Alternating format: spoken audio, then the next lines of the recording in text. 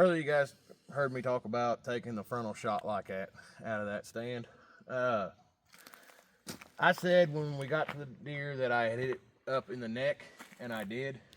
I actually hit it right here. All right, so if that deer was looking up at me, right there's the shoulder blade, right there. And I adjusted for here to go in here, and my shot was to come out right here. I actually came out, let me find it again. I came out back here, mid-body. I went in right above that shoulder blade. I can feel the shoulder blade right there. I'm touching the backside of it. Now on a frontal shot like that, it's, like I said earlier, it's based on your experience and your skill set and your comfort zone. Like Alex, I know he said when I went and helped him get his deer out a little bit ago, that he wouldn't take frontal shots.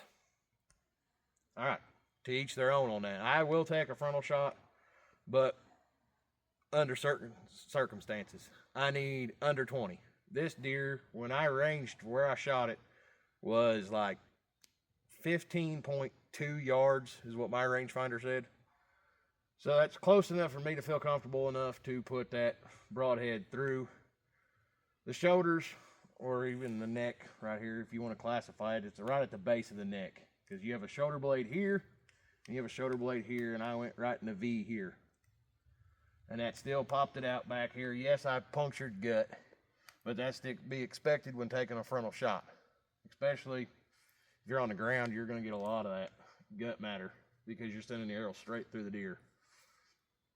But to each their own. You don't have to shoot a fixed blade heavy arrow to do a frontal shot and get the pass through. I don't get real caught up into weight grains and all that. I think my arrows are in the 400 range. They're just a basic arrow with a 2-inch swacker mechanical on them, and that swacker went all the way through. Swacker's in the house in my bow case. It's literally, I'm just going to wash that broadhead off real good, put a new band on it, throw it on a new arrow, because I did rip my fletch, and transfer my lighted knockover, and that arrow will be right back in the woods. So just a little heads up on that. Yeah, I was off by a little bit. Like I said, I hit a little bit higher than what I expected, but that's to be, I mean, it's the nature of the game. It's the nature of the game. I like them close and personal, because then I can kind of get an idea on what that deer's might do at that range. But normally, if you're under 20 yards, they're not going to move enough before that arrow gets to them. You can slow down the footage like I did, and his neck actually kind of veered this way and then came back, and that might have been why I clipped him up high and sent it through. But all in all, it was an ethical shot. You guys seen on the video, he didn't go but 40 feet.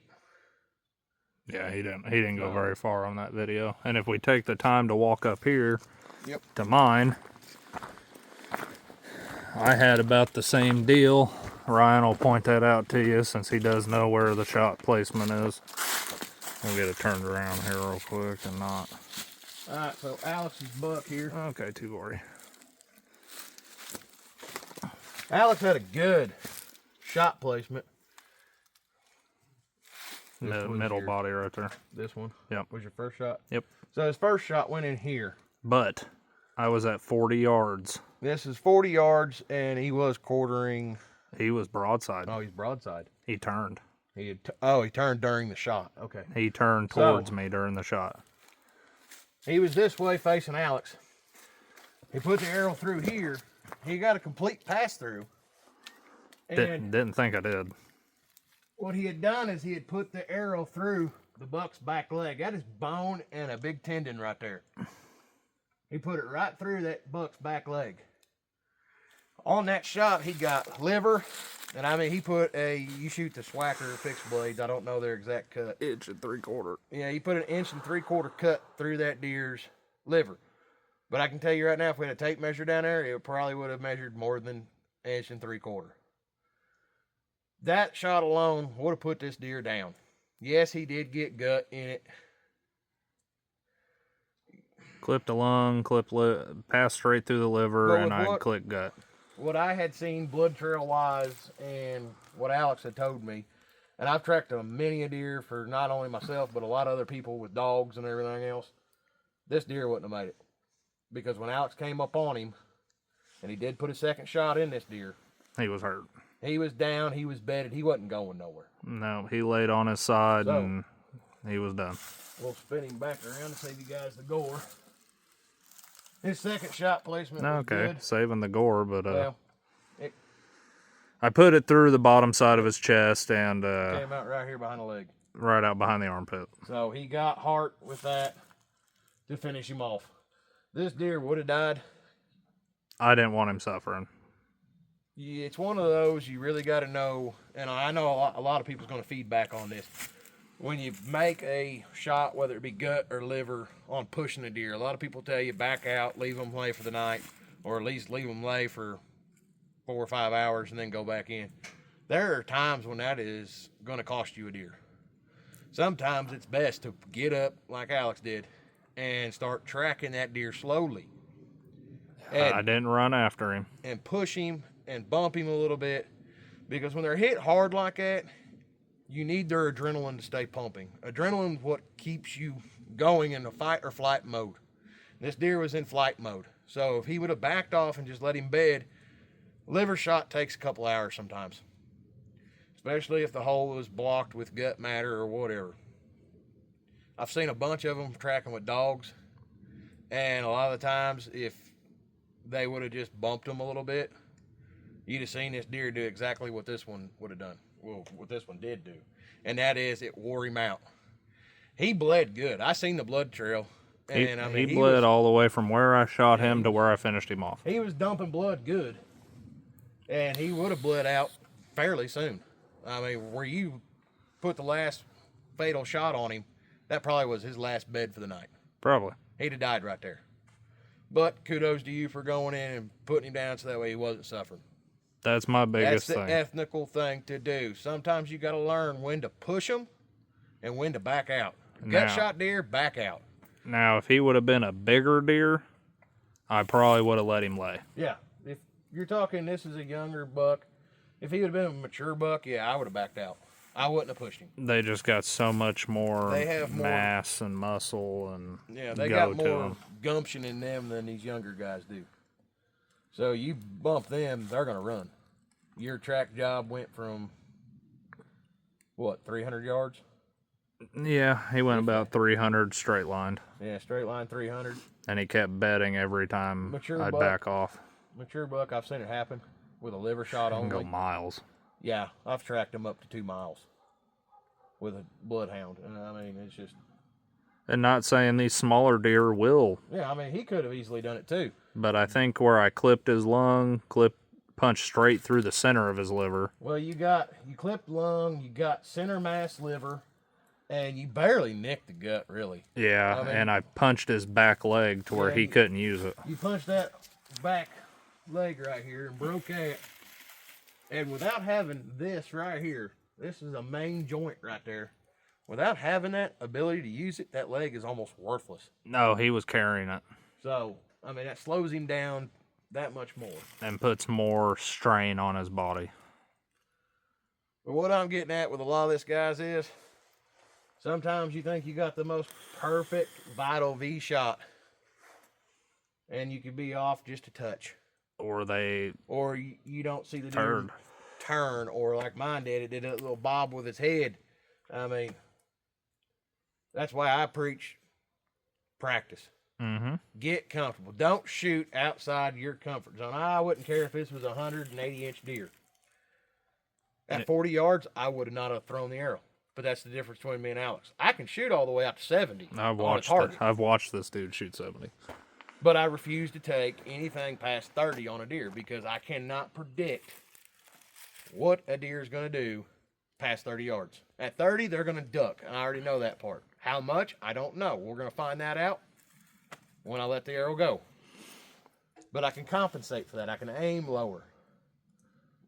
Me, 40 yards, there's a hairline twig out there catches a vein on your arrow, the tip of your broadhead, whatever, and it throws it. It is what it is. I like close. Alex felt comfortable shooting 40 tonight, and I mean, it paid off for him. The only reason I felt comfortable shooting 40 is because he stood still broadside for 30 seconds. Yep. I didn't even have to stop him. If he would have been quartering to me or away from me, I would have never took the shot. Yeah. 40 has to be broadside for me. But And I was comfortable with my bow. I was comfortable with my setup in the stand. I've been hunting saddle for 3 years now. Yep. I know my limits. Yep. You got to know your limits before you start throwing arrows at these guys. And I was shooting a stupid heavy setup. Yeah. I didn't plan for it to be that way, but it turned out to be that way. It's like 500 something grain. Yeah. And I think that's the only reason it punched all the way through him. Oh, yeah. I mean, you're shooting the old school aluminum arrows. Yep. So, I mean, them arrows, they got some weight on their own. And I'm pulling 70 comfortably for me. So, you don't need to pull 70, but I do. I'm going to come out and I wanted to do this little segment, as the hunting haven, what we stand for and that, and not dogging other hunters and that. I'll show you my shot placement on my deers and that, and I'll tell you whether I was off a little bit or not. And I was off a little bit on that one. I wanted a little bit deeper down on that shoulder edge, but I didn't get it. But 40 feet run, I take that every day. Yep. Had quite a bit of gut shot. Got it cleaned up. Deer's gonna taste the same as a deer who hasn't been shot in the gut. And as you can see, this is no super big buck. Well, he got me excited. He got my juices flowing. Very nice buck, though. I love the spikes on him, and he's gonna have quite a bit of meat for me and my family. Yep. If it gets you excited, you shoot it. Yep. Shoot what makes you happy. And last year, the last 2-3 deer I've shot have been 8 to 10 points and massive. Yeah. And they didn't make me shake near as badly as this guy did. I learned a long time ago, these right here are nice, but they just hang on the wall. What really matters is they're right there. Yep. And he's going to yield me probably 70 plus pounds of burger. Yep. To feed my family through the coming year. Yep. I'm going to get some nice roast and some jerky out of mine. So, we just wanted to bring this to you guys to clear the air on some of shot placements and everything else. It's really just your ability and what you're comfortable with. Yep. Ryan and I practice all summer, spring, summer. We're out here shooting arrows. Yep. So, try to control as much as you can, but at the end of the day, I mean, when it comes down to making the shot, it is a wild animal. You got control to a point. To a point. At 40 yards, you see this guy turned real quick on me. At 70 pounds, I'm launching arrows fast. Yep. And he still had enough time to start turning. And one thing I want to do mention about your deer. He has a pretty tail. Look how black that is. Yeah. He has a very pretty tail. But we just wanted to bring that to you guys. And this was just a perfect example of shot placement and confidence in your equipment. Yep. So, enjoy this little segment, and hopefully it helps teach something. And we will see you guys on the next one. Yep. We'll be in the woods again. Take it easy, guys. See ya.